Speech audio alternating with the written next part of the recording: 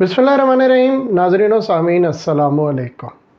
नाज़रीन, आज की वीडियो के अंदर हम बात करेंगे कि पाकिस्तान बार बार IMF के पास क्यों जाता है और क्या किसी हुकूमत के पास, किसी पार्टी के पास कोई ऐसा प्लान है कि जिससे हमें इस IMF के साइकिल से निजात मिल सके। तो बातचीत का आगाज़ करते हैं सबसे पहले इस बात पे कि हमें IMF क्यों जाना पड़ता है। तो नाजरीन, बात यह है कि बैरूनी दुनिया से जो हम तिजारत करते हैं उसमें हम एक तो उन्हें मुख्तलिफ़ अशिया व चीज़ें बनाकर भेजते हैं जो हमारी एक्सपोर्ट्स होती है, हम वहाँ से चीज़ें और ख़िदमत मंगवाते हैं जो इंपोर्ट्स होती है। ये एक कंपोनेंट हो गया। दूसरा कंपोनेंट हो गया कि यहाँ से कुछ पैसा बाहर जाता है और वहाँ सरमायाकारी होती है। इसी तरह वहाँ की बड़ी कंपनीज यहाँ पे आती हैं, सरमायाकारी होती है। एक और बड़ा कंपोनेंट है एड्स की सूरत में, ग्रांट्स की सूरत में, या आप उसे मेजर तौर पर कह लें रेमिटेंसेस की सूरत में। कुछ रेमिटेंस यहाँ से बाहर भी जाती हैं लेकिन ज़्यादातर रेमिटेंसेस बाहर से यहाँ पर आती हैं। तो बुनियादी तौर पर बैरून मुल्क से पैसा आने के 3 बड़े ज़रिए हैं। Number 1 exports, number 2 foreign direct investment यानी बैरून मुल्क के सरमायाकारी यहाँ पे सरमायाकारी करें, और नंबर 3 रेमिटेंसेस। यहाँ से पैसा बाहर जाने के भी तकरीबन यही ज़राए हैं। आपकी इंपोर्ट्स हो गई, आपके जो रेमिटेंसेस का आउटफ्लो होता है जो कि बड़ा कम है, और इसी तरह जो पाकिस्तान से FDI बाहर जाती है वो भी बड़ी कम है। तो बुनियादी तौर पर जो बड़ा इसके अंदर कंपोनेंट है वो हमारी इंपोर्ट्स का है। अब होता क्या है कि जब बैरून मुल्क से आने वाली आमदनी कम हो और यहाँ से बाहर जाने वाली आमदनी ज़्यादा हो तो खसारा होता है, जिसको हम बैलेंस ऑफ पेमेंट क्राइसिस कहते हैं। और जब कोई हुकूमत बैलेंस ऑफ पेमेंट क्राइसिस के अंदर बुरी तरह फंस जाए तो उसके पास IMF के पास जाने के अलावा दूसरा कोई बड़ा चारा नहीं होता।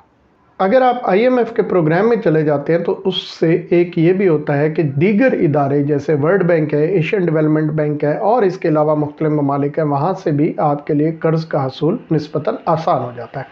इसलिए अमूमी तौर पर जितना बैलेंस ऑफ पेमेंट क्राइसिस होता है पूरा वो IMF के कर्ज से ब्रिज नहीं किया जाता। साथ साथ IMF आपको मईशत के अंदर कुछ बुनियादी इस्लाहात करने के लिए भी कहता है। आप उनके साथ मुज़ाकरात करते हैं, आप अपना एजेंडा उनके सामने रखते हैं, वो अपना प्रोग्राम आपके सामने रखते हैं और दोनों फ्रीकैन किसी एक बात के ऊपर कन्वर्ज होते हैं, फिर जाकर ये मुआहदा तय पाता है। पाकिस्तान का IMF प्रोग्राम पिछले कई माह से तातुल का शिकार था। इसकी बुनियादी वजह ये थी कि हमने IMF प्रोग्राम शुरू किया, उस प्रोग्राम के पैरामीटर्स को मीट करते रहे, प्रोग्राम चलता रहा, लेकिन जब कोरोना आया तो हुकूमत ने हंगामी तौर पर कुछ ऐसे इकदाम लिए जो कि IMF के प्रोग्राम से मैच नहीं कर रहे थे। उसकी वजह से IMF का प्रोग्राम रुक गया और अब हुकूमत ने दोबारा कोशिश की, तवील मुज़ाकरात हुए और उन मुज़ाकरात के बाद स्टाफ लेवल एग्रीमेंट हो गया है जिसे IMF का बोर्ड फाइनल हतमी मंजूरी देगा। यहाँ पर जो असल सवाल है वो ये है कि क्या इस मसले का कोई हल भी है? कुछ ऐसा हो सकता है कि हमें बार बार IMF के पास ना जाना पड़े? इसका किसी हुकूमत के पास कोई प्लान है, नहीं है, किस तरह से? यहाँ पर मैं आपके सामने 2 प्लान्स के ऊपर बात करूँगा। एक प्लान जो पाकिस्तान तहरीक इंसाफ ने अपने मंशूर में दिया, इनके प्लान के 3 बुनियादी नुकात थे। सबसे पहला बुनियादी नुक्ता ये था कि हम अपनी एक्सपोर्ट्स को बढ़ाएंगे। उसके लिए इन्होंने क्या किया, आते ही जो एनर्जी रेट था उसको खित्ते के दीगर ममालिक के बराबर किया। इसके साथ साथ इन्होंने जो इंडस्ट्री को रिफंड्स उनके काफ़ी अरसे से तातुल का शिकार थे वो देना शुरू किए।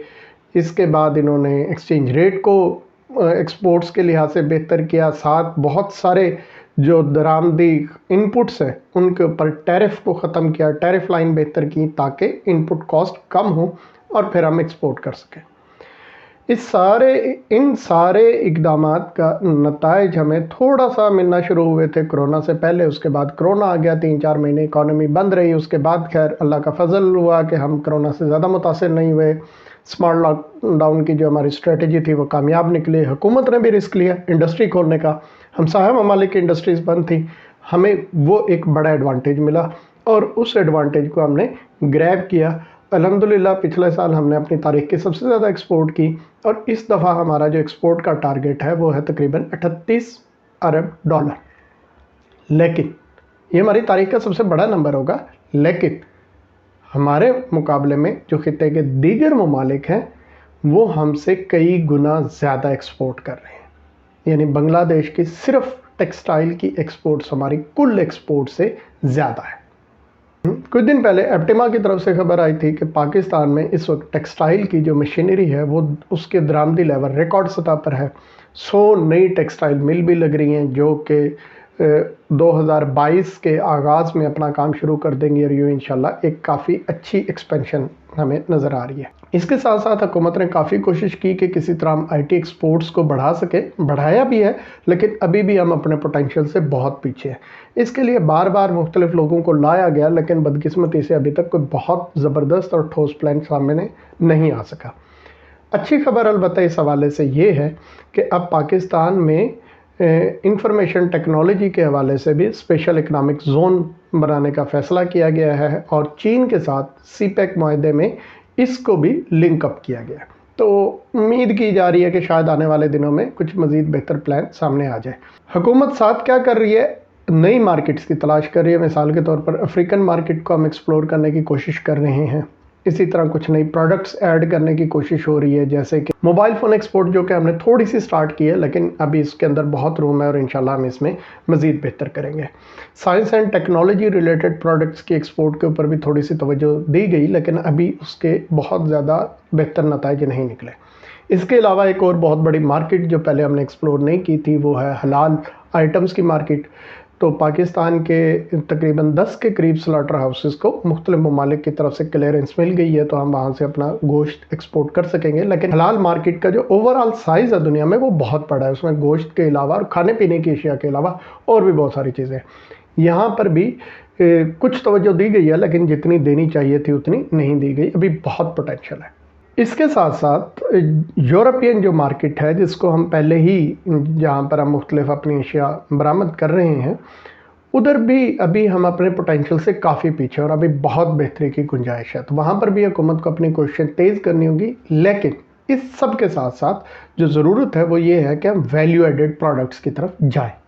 तो पहला काम एक हुकूमत ने कर लिया कि हमारी एक्सपोर्ट जो मुसलसल गिर रही थी वो अब रिवाइवल के ऊपर आ गई है। कुछ हमने नई मार्केट्स भी देख रहे हैं, कुछ नई प्रोडक्ट्स भी देख रहे हैं, लेकिन अभी इसके अंदर बहुत ज़्यादा काम करने की गुंजाइश मौजूद है। अच्छी खासी एक्सपोर्ट्स को बढ़ाया जा सकता है।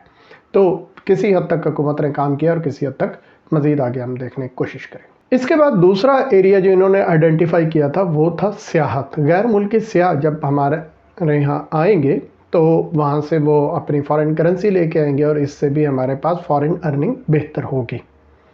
खुशकिस्मती से हमारे पास दुनिया के खूबसूरत तरीन इलाके हैं, बहुत डाइवर्सिफिकेशन है, सहरा भी हैं और हमारे पास हरे भरे पहाड़ भी हैं, बर्फ़बारी भी होती है और शदीद गर्मी भी पड़ती है। मज़हबी मकामात भी बहुत है जिनमें मुख्तलिफ मज़ाहिब के लोगों की गहरी दिलचस्पी है। लेकिन बदकिस्मती से सियाहत को कभी भी हमारी इकनॉमिक प्लानिंग के अंदर कोई ख़ास जगह नहीं दी गई। इस हुकूमत के मंशूर के अंदर शामिल था कि हम सियाहत के ऊपर खसूसी तवज्जो देंगे और यहाँ से अच्छा खासा रेवेन्यू अर्न करेंगे। जब ये आए इन्होंने कुछ काम इसके ऊपर किया। मिसाल के तौर पर बाहर के कई बड़े सियाह और फूडीज़ को गवर्नमेंट ने स्पेशली इनवाइट किया और उनसे रिक्वेस्ट की कि वो हमारे मुल्क में आएँ, फिरें और यहाँ से वीडियोस बना के अपने ब्लॉग्स के ऊपर डालें। इसी तरह जो वीज़ा ऑन अराइवल की पॉलिसी दी गई, आप आकर वीज़ा ले सकते हैं, वीज़ा की दी गई और इस तरह के काम किए गए। इंफ्रास्ट्रक्चर डेवलपमेंट के ऊपर भी थोड़ा सा काम किया। उसके बाद आपको पता है कोरोना आ गया और कोरोना की वजह से फिर ये इंडस्ट्री तो मुकम्मल तौर पे बंद हो गई। अब कोरोना दुनिया से ख़त्म हो रहा है, अब देखते हैं कि हुकूमत इसके ऊपर मज़ीद क्या काम करती है। अच्छा, तीसरा एवेन्यू जो इन्होंने देखा था वो था कि हम अपने रेमिटेंसेस को बढ़ाएंगे। वो रेमिटेंसेस में हमें अच्छी हेल्दी ग्रोथ भी नज़र आ रही है और इसमें क्रेडिट जो है वो FATF को भी जाना चाहिए कि FATF की इतनी सख्तियाँ ना होती तो हमारे यहाँ बैंकिंग चैनल को इतना स्ट्रॉन्ग और हवाला हुंडी के ऊपर इतना क्रैकडाउन शायद ना किया जाता। तो हमें FATF की वजह से भी मजबूरन ये सारे काम करने पड़े, लेकिन इससे हमारे रेमिटेंसेस बढ़े हैं। बहरहाल जो हुकूमत की प्लानिंग थी वो ये थी कि हम अपनी जो लेबर फोर्स बाहर भेजते हैं उसकी जो स्किल डेवलपमेंट है उसके ऊपर खसूसी तवज्जो देंगे ताकि बाहर जाने वाले पाकिस्तानी हाईली पेड जॉब्स कर सके। यानी उन्हें ऐसी हम स्किल सिखाएंगे जिससे उनकी अर्निंग्स बेहतर होंगी। जब उनकी अर्निंग बेहतर होंगी तो डेफिनेटली पाकिस्तान को रेमिटेंसेस बेहतर मिलेंगे।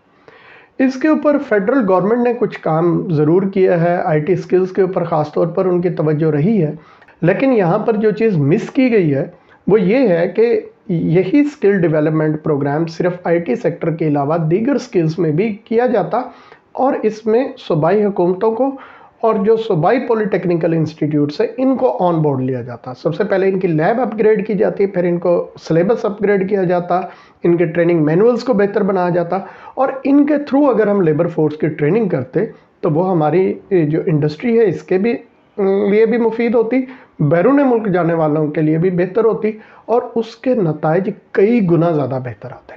तो यहाँ पर अच्छी खासी तवज्जो देने की ज़रूरत है। ये तो मुख्तसर तौर पर मैंने बात की कि पीटीआई ने मंशूर में क्या बात की थी और प्रैक्टिकली क्या हुआ इस फ्रंट। अब बात करते हैं दूसरे प्लान की तरफ। दूसरा प्लान ये कुछ दिन पहले मुझे सुनने का इत्तफाक हुआ डॉक्टर मिफ्ता इस्माइल साहब को, जिनका ताल्लुक़ है पाकिस्तान मुस्लिम लीग नून से।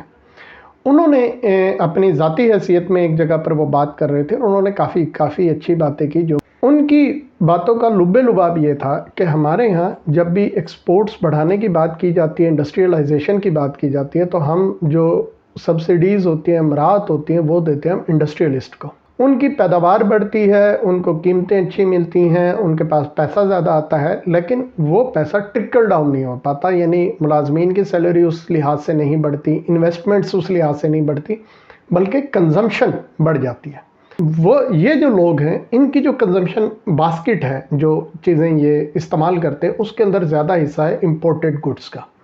ये सेब केले भी इंपोर्टेड खाते हैं, बाकी चीज़ें और गाड़ियाँ भी बड़ी महंगी महंगी इस्तेमाल करते हैं, वो भी इंपोर्ट हम करते हैं। कपड़े भी ये ज़्यादातर इस तरह के ब्रांड्स के ले पहनना पसंद करते हैं जो कि हम बाहर से लेना पसंद करते हैं, और भी इस तरह की चीज़ें। तो उनका ये ख्याल है और उनकी बात में बड़ा वज़न है कि जब हुकूमत इनको मराहत देती है, इनकी आमदनी बढ़ती है, तो उस आमदनी के बढ़ने के साथ साथ हमारा इंपोर्ट का बिल भी ऊपर जाना शुरू हो जाता है, जिसके अंदर इन्वेस्टमेंट इंपोर्ट्स इतनी तेज़ी से नहीं बढ़ती, जो कंजम्पशन इंपोर्ट्स हैं वो बहुत तेज़ी से बढ़ती है। नतीजा क्या होता है कि हम दोबारा बैलेंस ऑफ पेमेंट क्राइसिस के अंदर दोबारा फंस जाते हैं।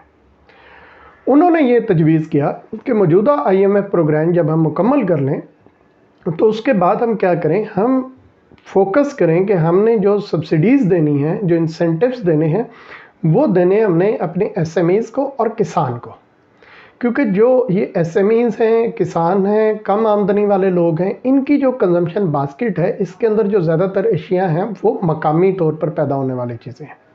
उनका ख्याल ये है था कि हम एक तो एग्रीकल्चर को थोड़ा सा हम रिफॉर्म करें। रिफॉर्म करने का मतलब ये है कि हम बजाय यही रिवायती फसलें उगाने के, अगर हम गंदम वगैरह बेशक बाहर से इंपोर्ट भी कर लें, लेकिन अगर हम खुर्दनी तेल के ऊपर ज़्यादा तवज्जो दें तो वो हम अपने जो है उसकी इंपोर्ट को बिल्कुल हम ख़त्म कर सकते हैं, बल्कि हम उसमें एक्सपोर्ट की तरफ भी जा सकते हैं।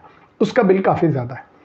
इसी तरह हम इलाकों के हिसाब से भी किसानों को एक अच्छी मुशावरत फ़राहम करें कि दुनिया के अंदर किस चीज़ का रेट ज़्यादा है, कौन सी चीज़ जो है, कौन सी फसल है आपके इलाके से मुताबिकत रखती है। फिर हम बजाय खाद की कंपनियों को सब्सिडी देने के बजाय हम इस तरह पेस्टिसाइड कंपनीज़ को सब्सिडी देने के कि किसान के लिए कीमत कम रखें, हम डायरेक्ट वो पैसा किसान को दें। उससे क्या होगा कि किसान की जब फसल बढ़ेगी, आमदनी बढ़ेगी, उसकी कंजम्पशन बढ़ेगी, तो वो इम्पोर्टेड चीज़ें नहीं इतनी कंज्यूम करता, वो मकामी तौर पर पैदा की हुई चीज़ें कंज्यूम करता है। यही हाल SMEs का भी है। तो उन्होंने कहा कि एक तो इससे जो कंजम्पशन बढ़ेगी वो आपकी मकामी सनत की कंजम्पशन होगी, मकामी सनत को भी ग्रोथ मिलेगा, और साथ साथ हमें बैलेंस ऑफ पेमेंट क्राइसिस का सामना भी नहीं करना पड़ेगा। बात उनकी भी बहुत अच्छी है, प्लान अच्छा लग रहा है, लेकिन देखने की बात यह है कि जब वो इक़्तिदार में आते हैं, अगर पाकिस्तान मुस्लिम लीग को हुकूमत करने का मौका मिलता है, तो सबसे पहला सवाल तो ये है कि क्या वजारत ख़ज़ाना फिर इसहाक़ डार साहब के पास होगी या उनके जीते जी ये वजारत मिफ्ता इस्माइल साहब के हिस्से में भी आ सकती है। एक बहुत बड़ा सवालिया निशान है, क्योंकि मिफ्ता इस्माइल की जो सोच है और इसहाक़ डार साहब की सोच है उसमें काफ़ी ज़्यादा फ़र्क है।